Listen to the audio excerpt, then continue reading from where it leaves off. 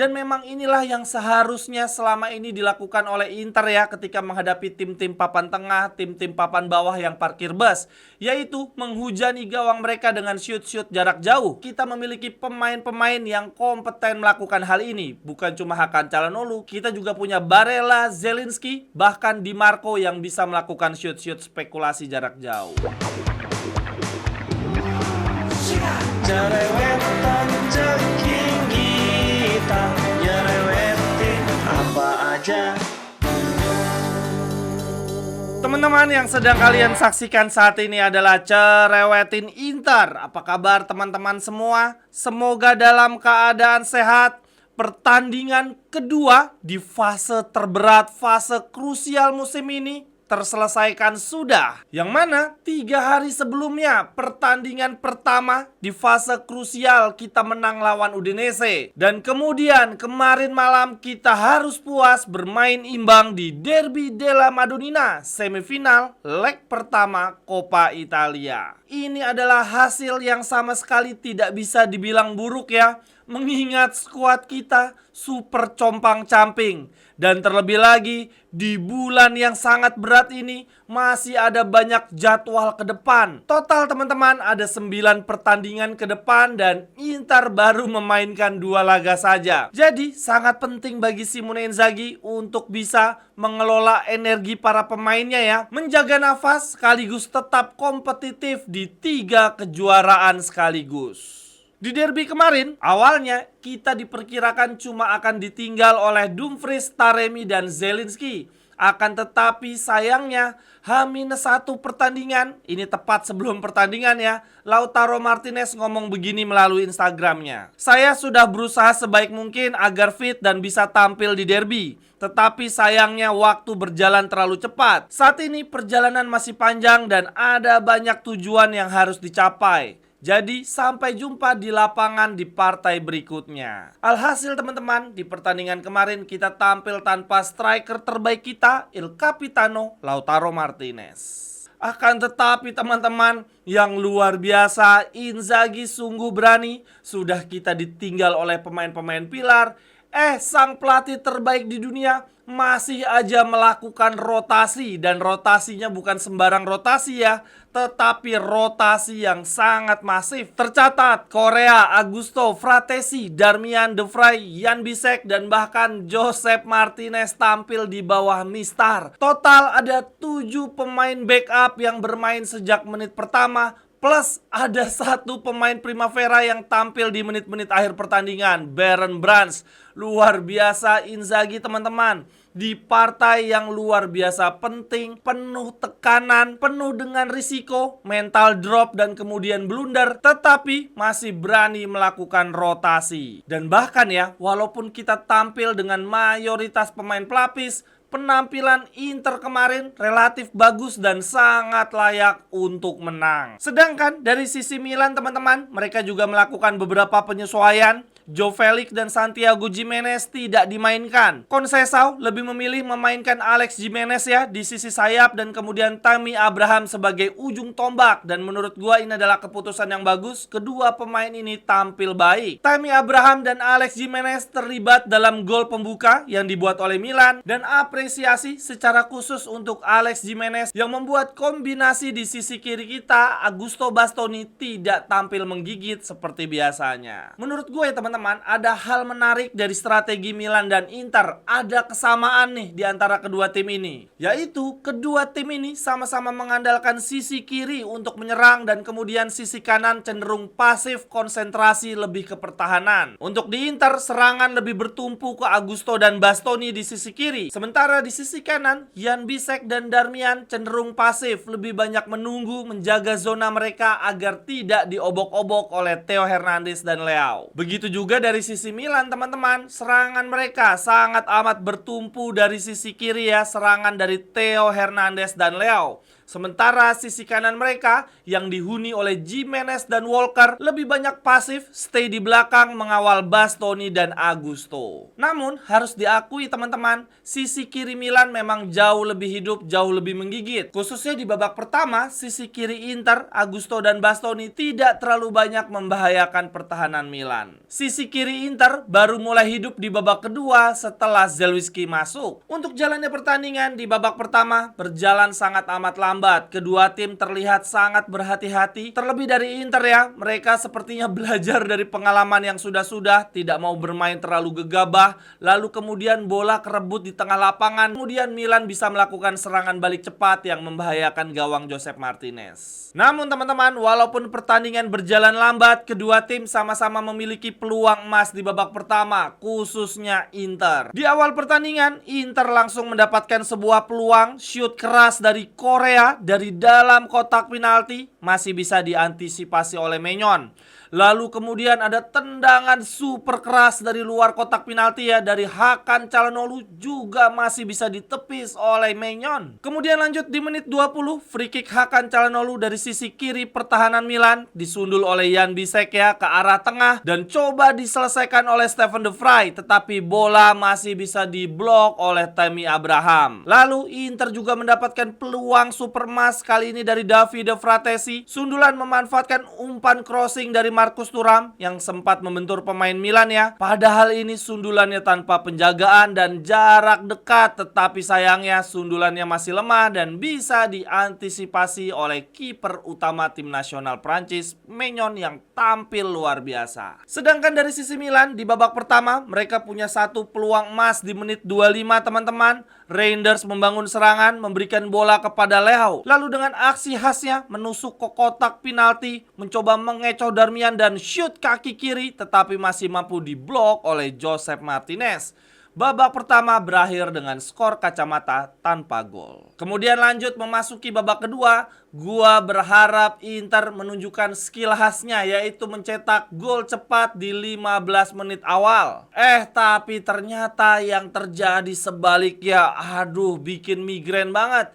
Milan mencetak gol cepat yang mengubah jalannya pertandingan. Di sisi kanan, Alex Gimenez ngasih bola ke Fufu Fafa. Di sini terlihat ada Fratesi, maksudnya mau intercept, mau motong bola, tetapi bolanya malah membentur Thuram dan mengarah ke Tammy Abraham. Lalu kemudian Tammy Abraham membuat gerakan tipuan yang mengingatkan gua akan momen serupa. Pernah juga nih kejadian seperti ini. Giro mengecoh Stefan de Vrij. Nah, untuk yang kali ini Tammy Abraham mengecoh Jan Bisek dan shoot keras menggunakan kaki kanan. Kaki Josep Martinez tidak mampu menjangkau. Milan unggul 1-0 di awal babak kedua. Setelah gol tersebut, Inter sebetulnya mencoba merespon dengan cepat teman-teman. Ada peluang shoot melengkung dari Barella di sisi kiri, tetapi bola masih bisa diblok oleh Maignan. Pada dasarnya teman-teman, setelah Milan unggul cepat, mereka bermain semakin bertahan. Ketika kedudukan 0-0 saja mereka udah bertahan, apalagi ini ya sudah unggul,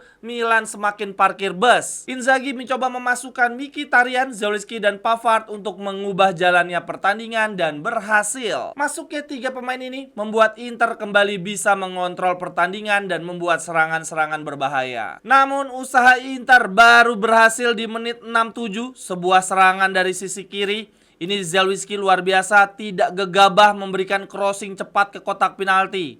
Dia lebih memilih memain bola pendek, memberikan bola ke Barella, lalu Barella memberikan bola ke Korea. Nah, ini El Barbecue teman-teman, luar biasa, kontrol bola dengan tenang di kotak penalti, mencoba mendelay permainan, memancing para pemain Milan untuk mendekat ke dia, kemudian memberikan bola terarah pelan saja ke Hakan Çalhanoğlu. Lalu kemudian tanpa ampun Hakan Çalhanoğlu shoot kencang, berteknik tinggi, menjebol gawang Maignan. Nah, di momen ini ada satu pemain yang juga patut dipuji, yaitu Darmian, yang pergerakan dia membuka ruang bagi shoot Hakan Çalhanoğlu, memancing pemain-pemain Milan lainnya. Coba teman-teman kita lihat dulu nih dengan seksama di momen gol Hakan Çalhanoğlu ini. Kita hitung ada berapa pemain Milan di kotak penalti. Gokil, ada 8 pemain Milan di dalam kotak, plus ada 2 pemain lainnya tipis saja di luar kotak penalti. Berarti kalau dihitung total ada 10 plus 1 kiper, alias seluruh pemain Milan ada di area pertahanan. Sementara dari sisi Inter cuma ada 3 pemain di kotak penalti, Korea, Darmian, dan Thuram. Lalu di dekat situ ada Bastoni dan Mkhitaryan, tetapi tidak masuk di kotak penalti ya, mereka ada di sisi kiri. Dan memang inilah yang seharusnya selama ini dilakukan oleh Inter ya ketika menghadapi tim-tim papan tengah, tim-tim papan bawah yang parkir bus, yaitu menghujani gawang mereka dengan shoot-shoot jarak jauh. Kita memiliki pemain-pemain yang kompeten melakukan hal ini. Bukan cuma Hakan Çalhanoğlu, kita juga punya Barella, Zielinski, bahkan Di Marco yang bisa melakukan shoot-shoot spekulasi jarak jauh. Lalu teman-teman, di menit 79, Inter sebetulnya punya peluang untuk membalikan keadaan. Bermula dari crossing yang membuat kemelut di depan gawang. Ini gara-garanya Walker gagal menyapu bola dengan tepat ya. Zielinski di depan gawang sontek saja, tetapi masih mampu ditutup oleh Maignan, sayang sekali. Dan dari sisi Milan sendiri, mereka juga punya peluang untuk kembali unggul teman-teman melalui Leao di menit 85. Tendangan melengkung dari sisi kiri masih melebar tipis dari gawang Josep Martinez. Akhirnya pertandingan berakhir dengan skor imbang 1-1. Ini hasil akhir yang merugikan sekaligus menguntungkan. Kenapa gue bilang merugikan? Ya jelas karena Inter sebetulnya punya kans besar, punya kesempatan besar untuk menang. Inter bermain jauh lebih baik dan mendapatkan banyak peluang. Tapi ya seperti biasa, penyakit Inter di musim ini membuang sia-sia banyak peluang emas. Namun di sisi lain menurut gue hasil imbang ini juga menguntungkan bagi Inter ya. Untung saja kita tidak kalah karena Inter tidak menurunkan skuad terbaiknya. Jadi dengan hasil seri ini kita bisa memperpanjang nafas sambil berharap di leg kedua nanti Inter bisa menurunkan skuad terbaiknya. Dan ini berarti teman-teman leg kedua nanti akan berlangsung sangat amat seru. Kedua tim wajib menang untuk bisa lolos ke final. Tidak akan ada yang hanya bermain aman saja mengincar hasil seri. Lalu kemudian yang berikutnya, bagi teman-teman yang ingin tampil fresh, maskulin, atau berkarakter, silakan langsung dibeli parfum dari Kurt Indonesia. Gue dikirimin 3 varian teman-teman, dan favorit gue yang paling kanan nih, yang Amer, karena aromanya hangat dan elegan. Ada sentuhan vanila yang membuat kesan mewah. Nah kalau teman-teman lebih suka vibe yang fresh dan sporty, bisa pilih yang varian Malik teman-teman. Ini ada kombinasi citrus lavender yang membuat teman-teman segar sepanjang hari. Lalu kemudian ada varian lainnya yaitu Zafir yang akan segera launching dalam waktu dekat. Untuk yang satu ini teman-teman aromanya bold dan maskulin. Ada kombinasi mint, green apple, dan vanilla yang bikin teman-teman tampil berkelas dan berkarakter. Nah teman-teman bisa memesan parfum dari Kurt Indonesia ini melalui Shopee. Dan teman-teman bisa memilih sendiri untuk packagingnya. Bisa pilih kemasan box eksklusif seperti ini, atau bisa juga pilih kemasan pouch yang seperti ini sehingga mempermudah teman-teman untuk membawa parfumnya. Oh ya teman-teman, setiap pembelian parfum dari Kurt Indonesia akan mendapatkan gold, gokil, akan mendapatkan emas dan juga thanks card. Untuk informasi lebih lanjut silahkan tanya-tanya langsung saja ke Instagram @kurt_Indonesia. Lalu kemudian lanjut catatan menarik untuk pertandingan ini. Yang pertama, gua harus memberikan apresiasi sedalam-dalamnya untuk Simone Inzaghi yang pasti lagi pusing banget nih.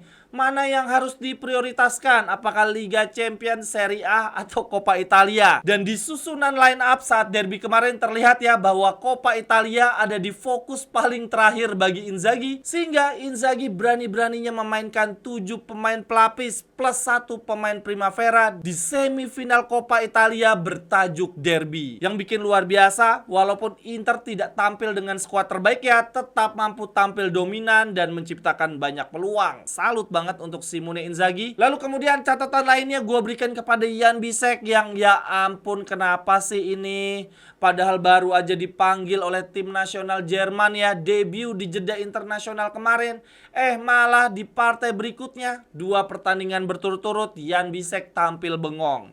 Di partai sebelumnya lawan Udinese, dia hampir saja menjadi penyebab 2 kebobolan kita ya. Akan tetapi untungnya saja saat itu peluang dari Luka dan Soleh masih mampu diamankan oleh Jan Sommer. Akan tetapi sayangnya di derby kemarin, bengongnya Jan Bisek tidak mengawal dengan ketat Tammy Abraham, tidak menjulurkan kakinya. Padahal andai saja itu ya Jan Bisek mau lebih niat sedikit merentangkan kaki, mungkin tendangan dari Tammy Abraham masih mampu diblok. Ya, semoga Jan Bisek bisa segera bangun dan tampil baik di partai berikutnya. Lalu kemudian catatan yang berikutnya, gua harus memuji setinggi langit untuk El Barbecue, koki kita Joaquin Correa yang tampil sangat bagus. Dan bahkan yang mengagetkan, dia tampil 90 menit teman-teman. Dia baru diganti di menit 90.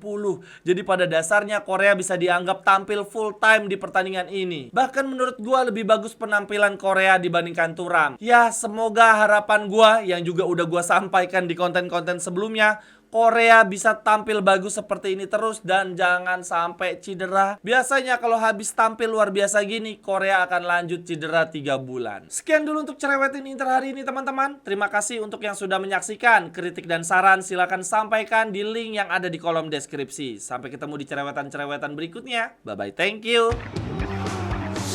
Cerewetan ceking kita, nyerewetin apa aja.